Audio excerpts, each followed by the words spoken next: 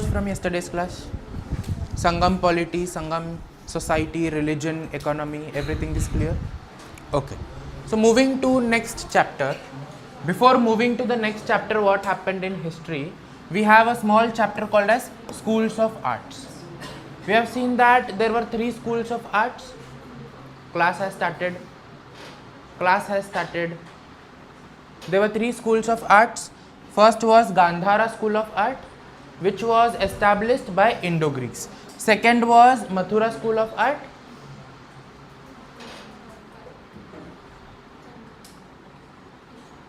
You all want to change the places?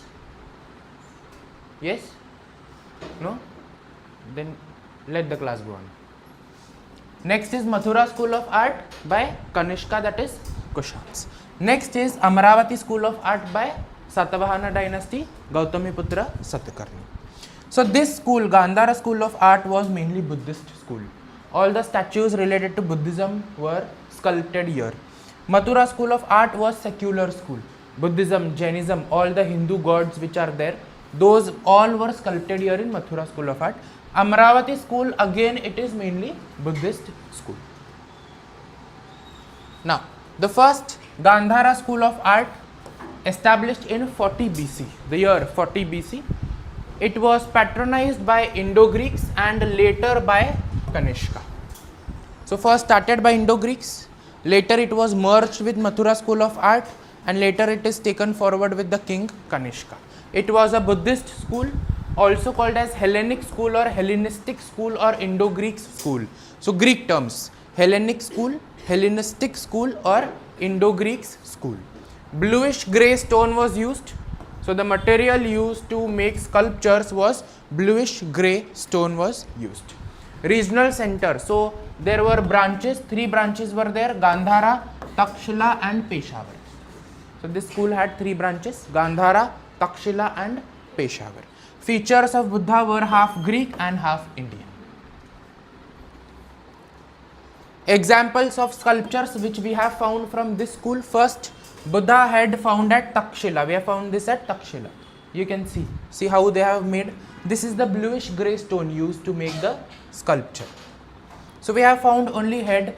The part which is there below it is not yet found. We do not know where it is.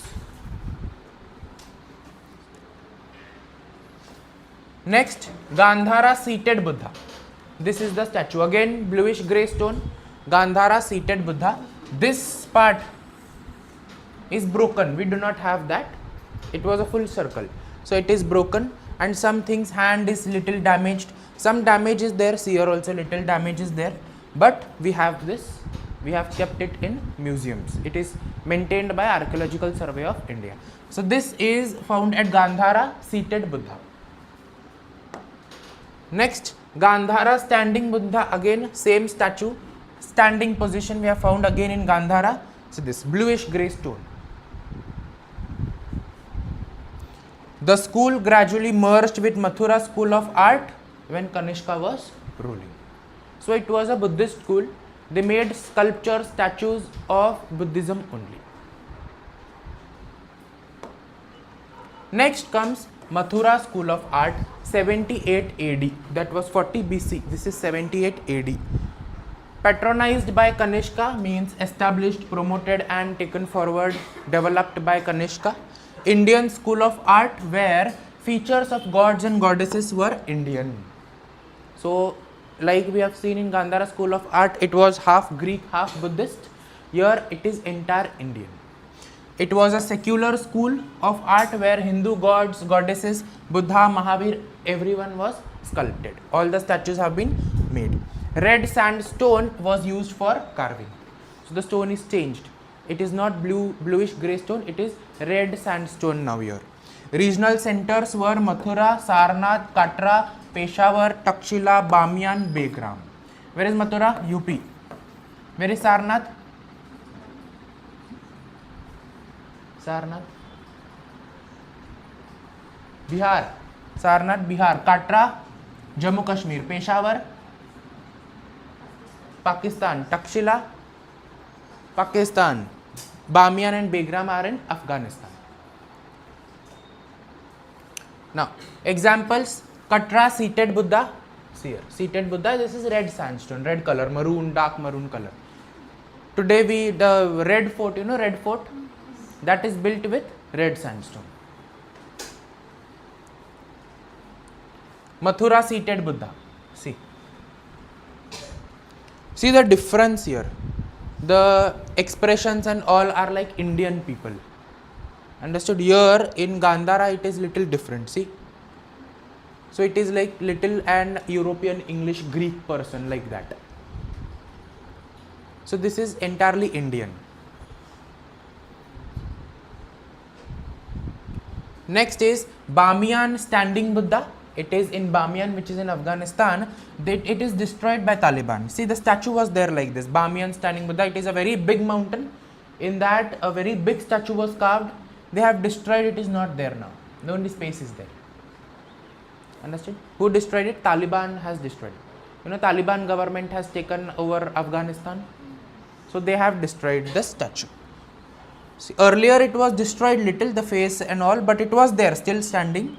They had carved it in a mountain like this, and now it is not there, it is entire broken. But it was Bamiyan standing Buddha. Recently they have broken this, 2020-21. Rishabhanath, statue of Rishabhanath. Who is Rishabhanath? Where we have heard this name? We have heard or no? Where? Tirthankaras. Tirthankaras, Jain Tirthankaras, we have heard this name Rishabhanath. So statue of Rishabhanath is made in Mathura School of Art. Next, Parsavanath, again Tirthankara, Jain Tirthankara. See the statue. Next, 4 Jains standing together. The statue is called as Sarva Bandrika. Sarva Bandrika, 4 Jains. So here one, that side there are 2 more. Understood? This is the one view, and that side there are 2 more. These belongs to Jainism. So it is a Jain statue. They were Jainisms. Next, Lord Vishnu on coil of Sheshnag. Lord Vishnu on that coil of Sheshnag. That has been carved in this school. Chaturmuha Linga. A linga stone with 4 faces. 3 are visible, 1 is on that side. Chaturmuha Linga.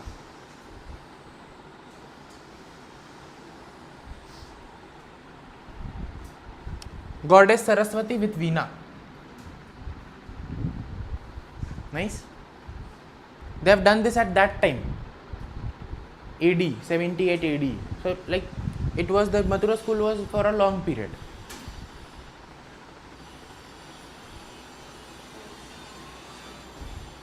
They have done everything with hand, hammer and chisel, like they use something to hammer and remove the stone. No machinery, no electricity, nothing.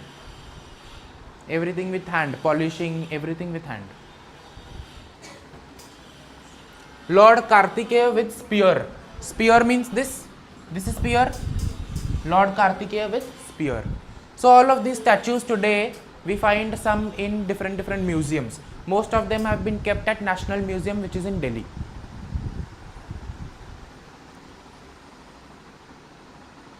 Mahishasura Mardini statue.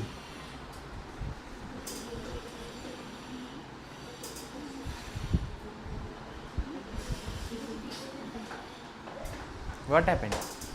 Nice. See. So statue of Mahishasura Mardini.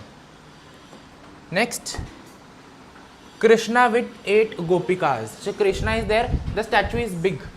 It is there. 8 gopikas. Different statues are there.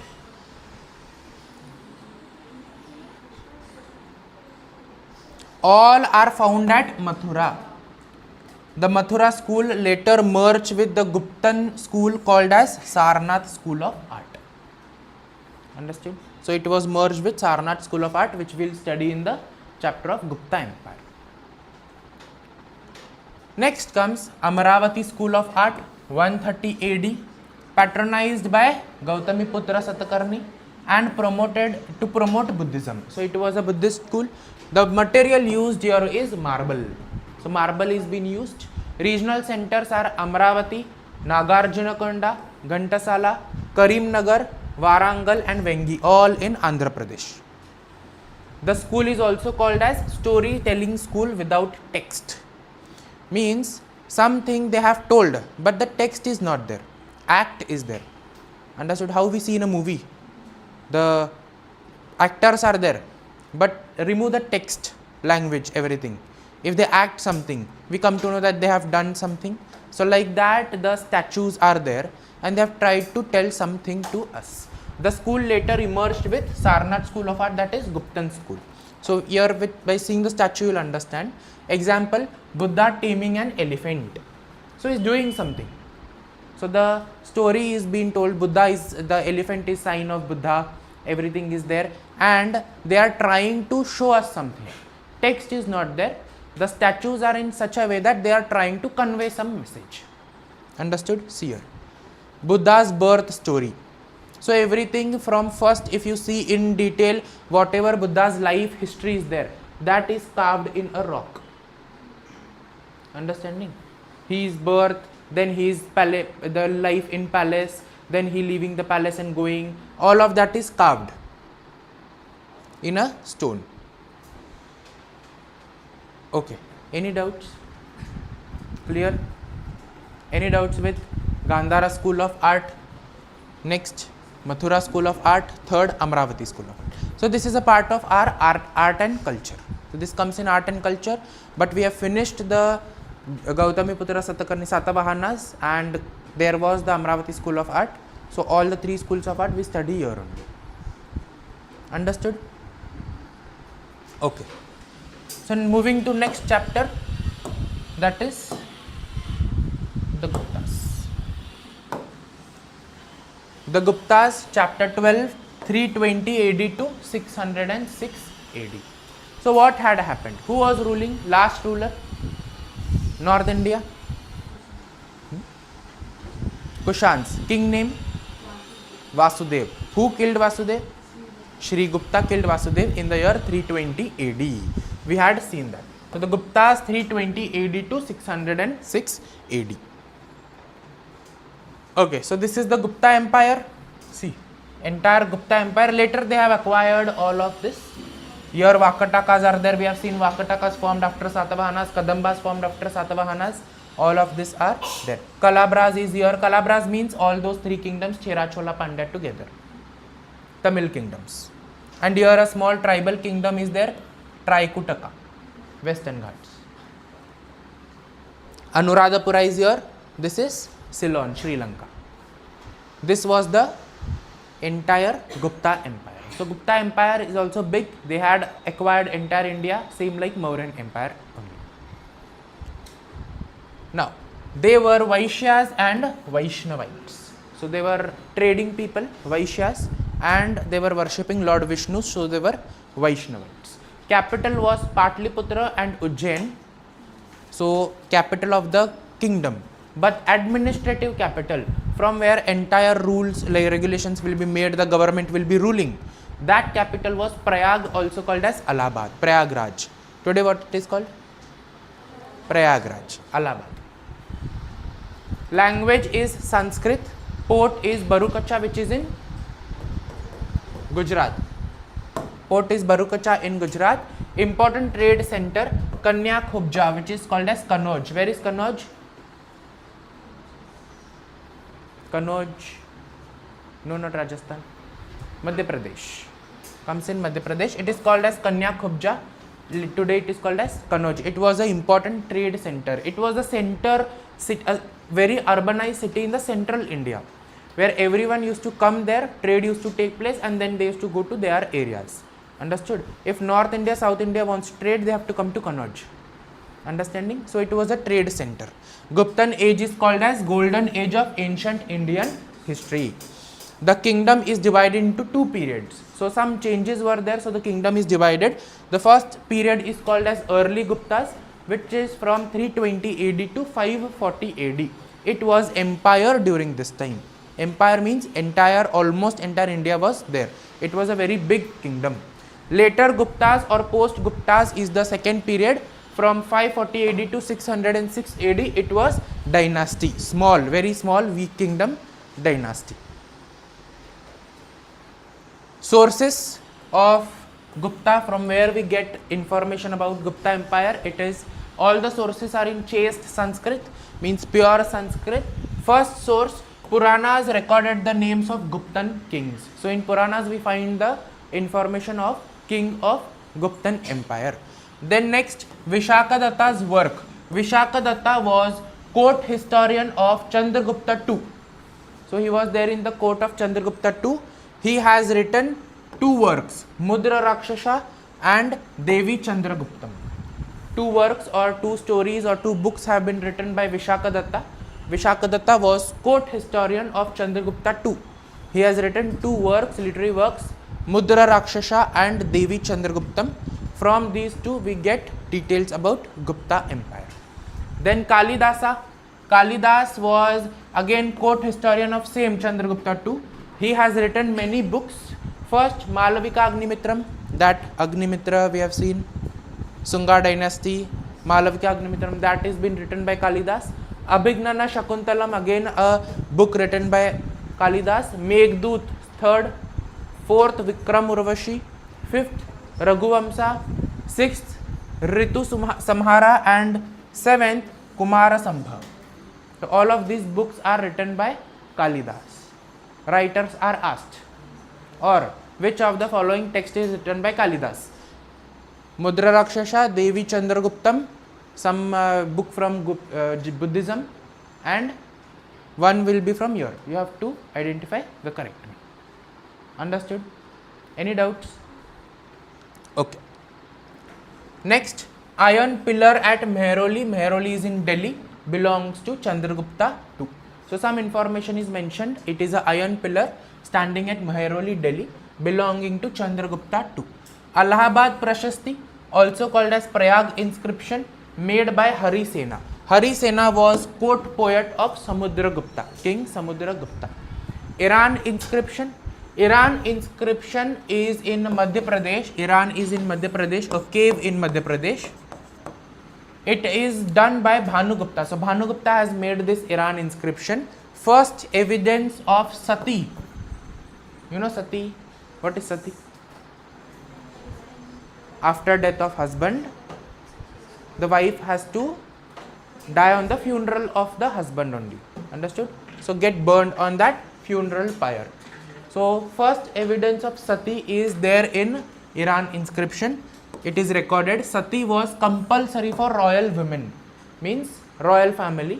The people living, the localites, common people, it was not compulsory for them, but it is compulsory for royal women. Sati was abolished by Lord William Bentinck along with Rajaram Mohan Roy in 1829. So Sati was from 510 AD to 1829. So Iran inscription was made in 510 AD. So from 510 AD to 1829 AD, Sati was practiced.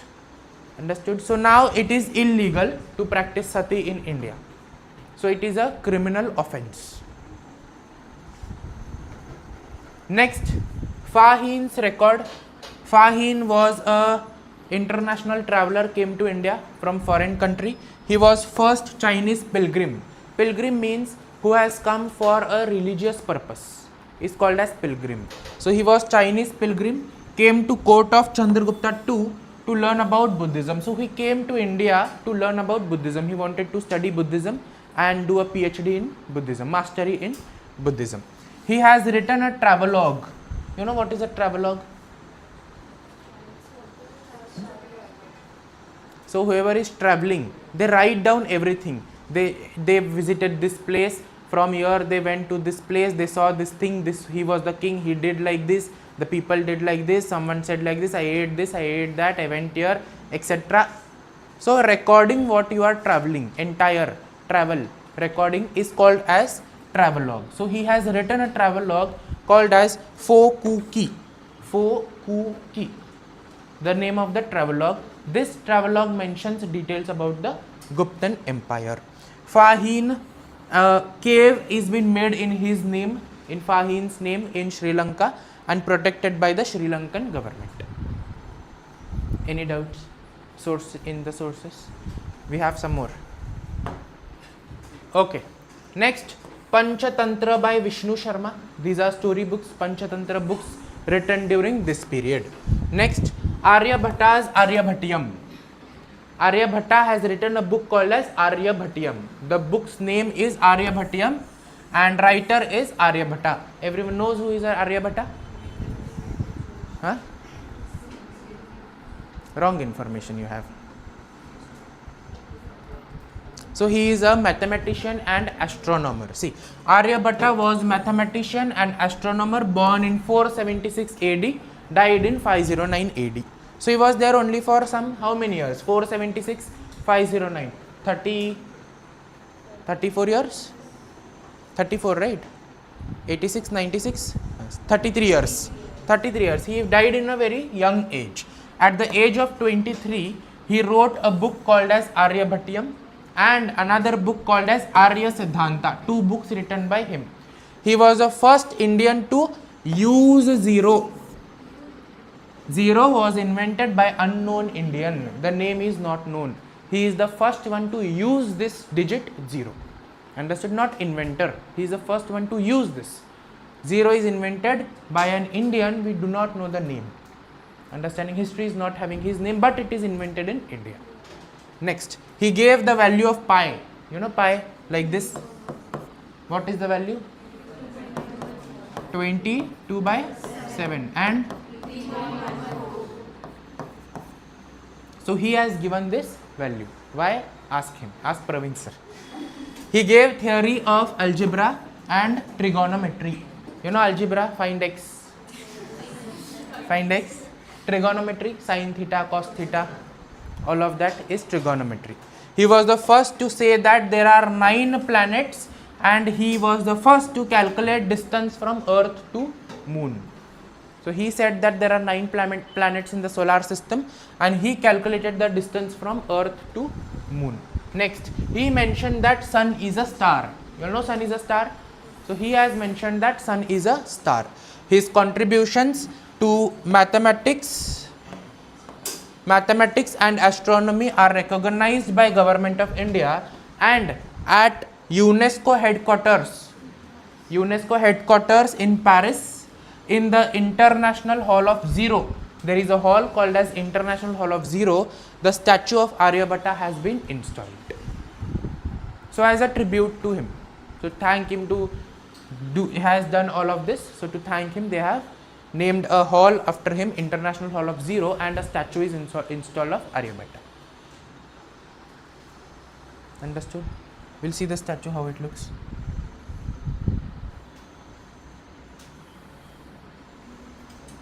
Oh.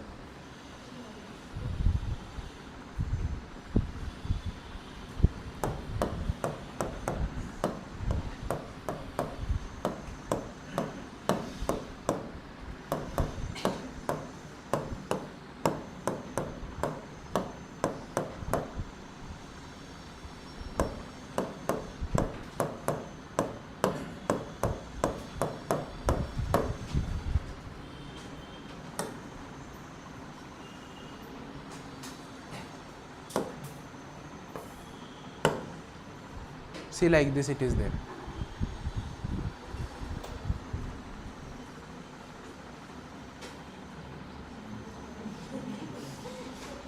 What happened? Huh? Okay, so Aryabhatta. Okay, next. What happened?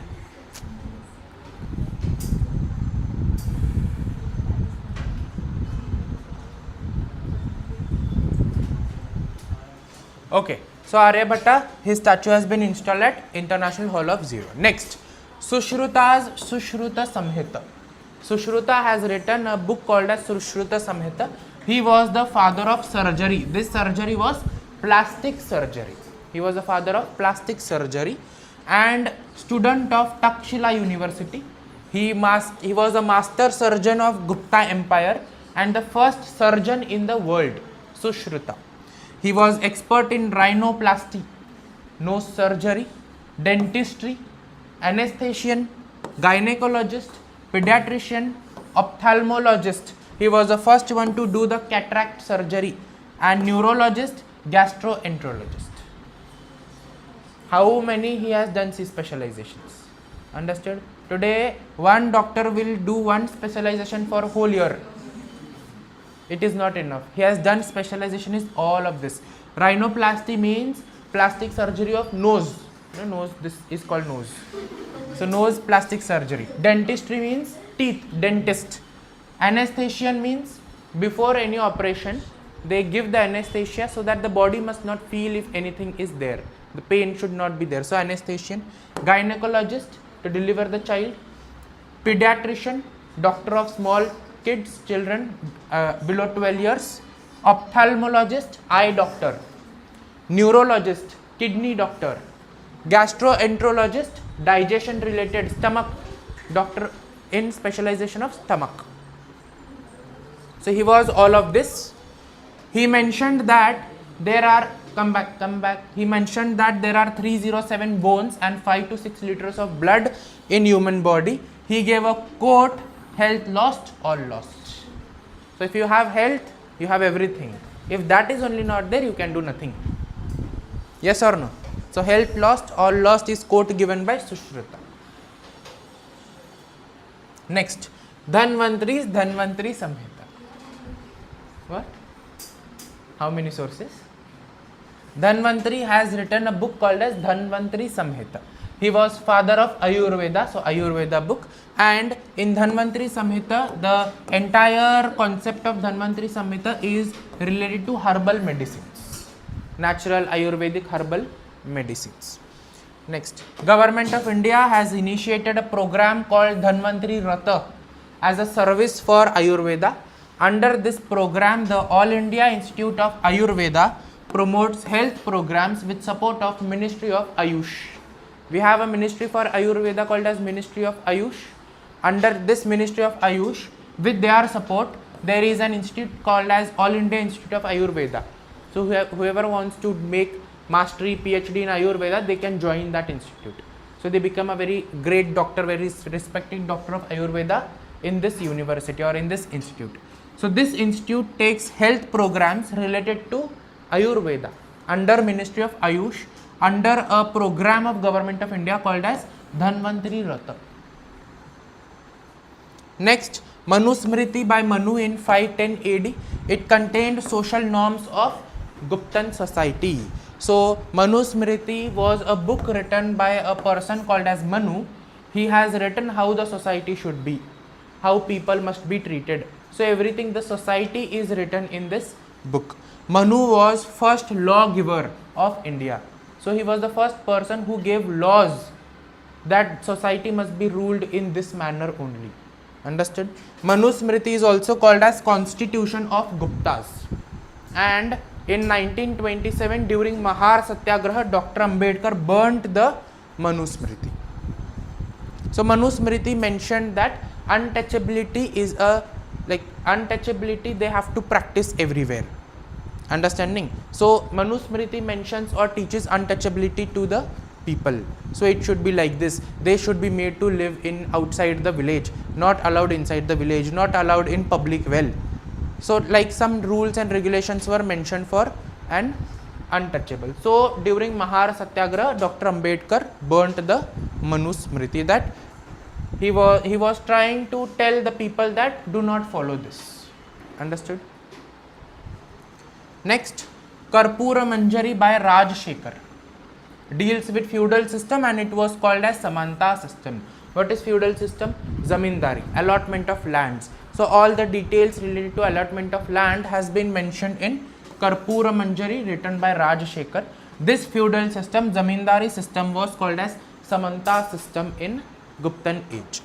Ajanta cave paintings. Guptans were first to make paintings in Ajanta cave.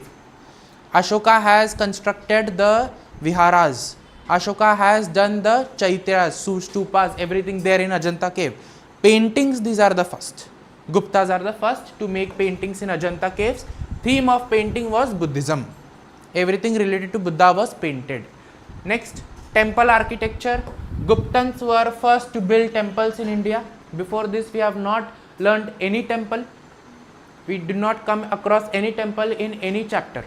So first time the temples are coming, and these temples are called as pre-Nagara style of temples. What is this pre-Nagara style? We'll study in detail when we study architecture of Guptas. Next, numismatics. Guptans issued gold coins called as dinar. The royal mint was established at Patliputra. Any doubts in sources? Many sources are there. So author name and book name is important here. Understood? Any doubts in sources? Anyone having any doubt? Clear? Okay. Next, rulers. Shri Gupta, 320 AD, he was the founder. There is no clear evidence what did he do. We only know that his capital was Patliputra. Next comes Ghatotkaч. Ghatotkač, same year, 320 AD only. He ruled only for few months. His son Ghatotkač came here as a ruler. Son of Shri Gupta, again no clear evidence. We do not know what they did, what they had, everything, how much area they had. We only know that capital was Patliputra. Next comes Chandragupta I. He comes in 320 AD. He was son of Ghatotkač. He is called as real founder because he began expanding the kingdom. So he began to attack the neighboring kingdoms and take them into his territory or his boundary. He married Lichavi princess Kumar Devi and gave birth to Samudragupta. After 20 years, he ruled for 20 years, comes Samudragupta in the year 350 AD.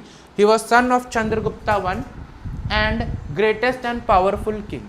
His court poet was Harisena and his scholar was Kaviraja. So two important people are there in court of Samudragupta I, Harisena and Kaviraja. He was excellent Veena player. You know Veena, goddess Saraswati has Veena. So he was excellent Veena player and issued coins with image of Veena on it.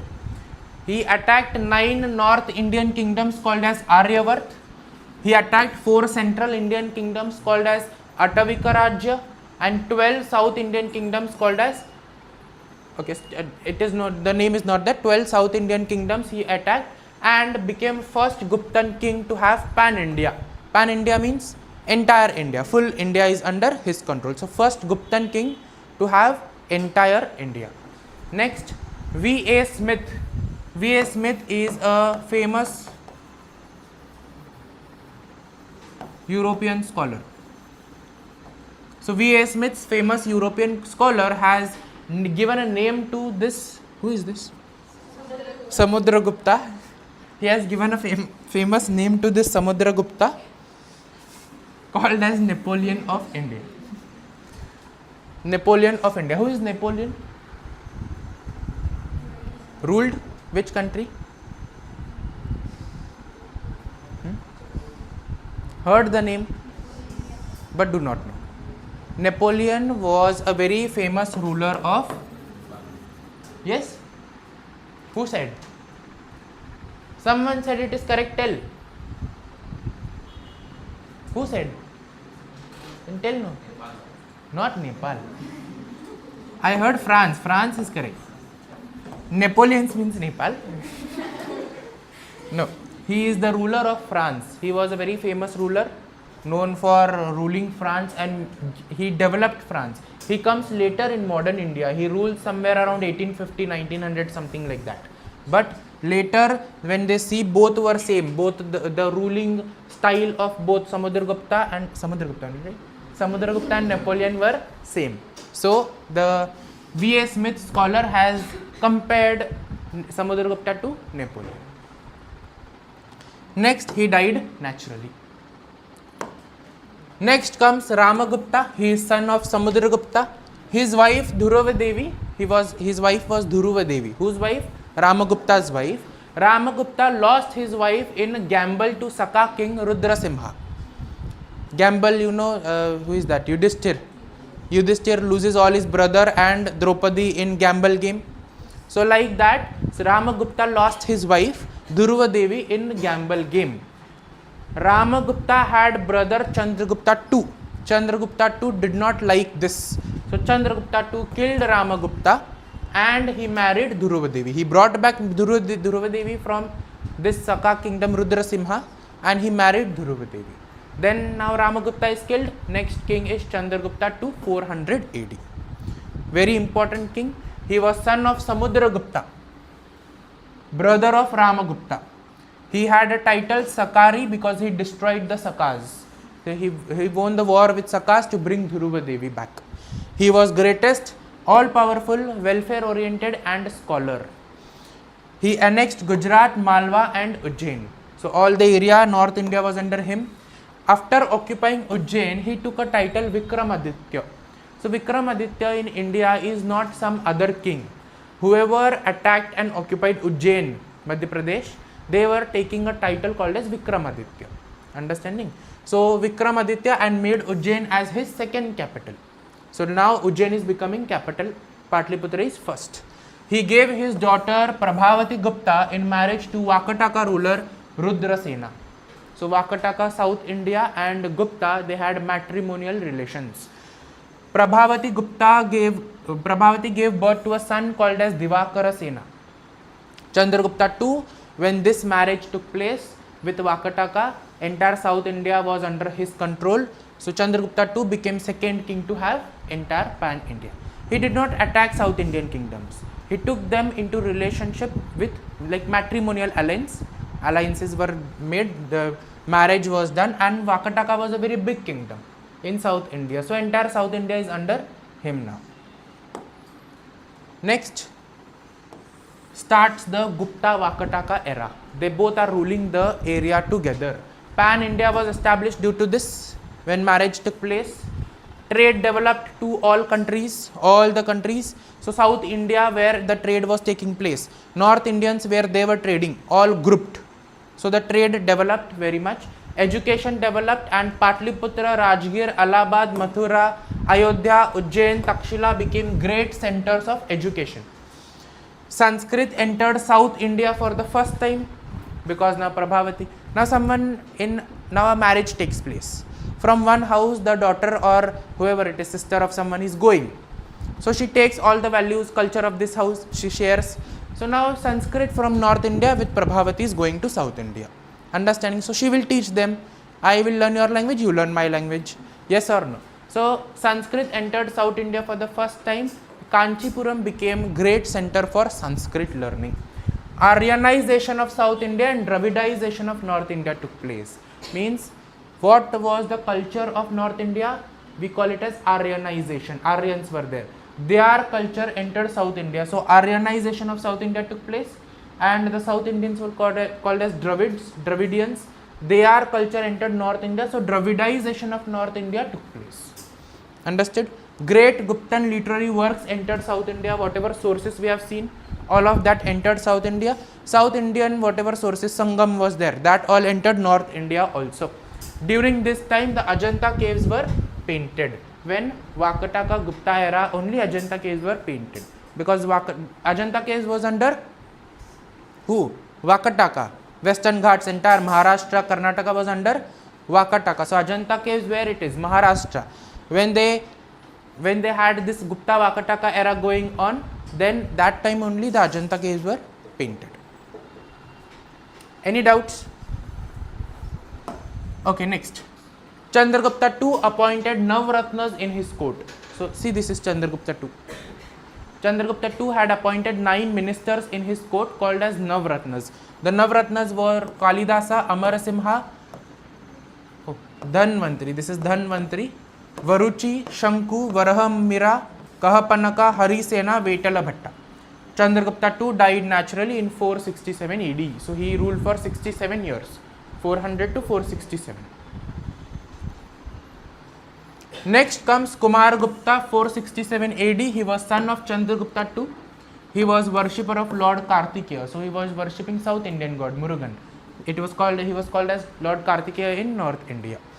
The Bilsad inscription mentioned him as Lord of 4 oceans and 3 skies.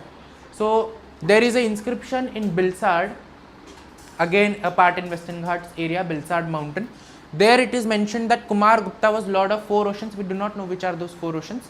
And 3 skies, we do not know which are those 3 skies. Understood? But when it is mentioned, we study. The Mandsaur inscription, again in that place only, mentions him as Chakravartin and Maharaja Dhiraj. Two more titles, Chakravartin and Maharaja Dhiraj. Next, the Huns. Huns was a barbaric group. Barbaric means, you know, in what is that movie? Bahubali. Bahubali 2. Not Kalke. Bahubali 2. You know Bahubali 2? In Bahubali 2, when, who is that? Amarendra Bahubali goes to that white color thing. What is that palace? Devasena will be living there. You have not seen Mahabharat? Bahubali. You have not seen Bahubali? The king Bahubali with Katappa goes to that another white color place to, they meet Devasena there, and at a night a group attacks. So that is called as a barbaric group, attacking everyone. Understanding? The group which attacked in Bahubali, it is not called as it is not the name of or something like that, like this, but they are, what was their activity of Huns? Barbaric group means going and attacking everyone. So it was a barbaric group of Central Asia, emerged powerful in northwest frontier province, Pakistan, Afghanistan region, and challenged the Guptas. Kumar Gupta defeated all of them. He occupied Kamrup, Assam, and took a title Rhino Slayer. Kamrup is in Assam.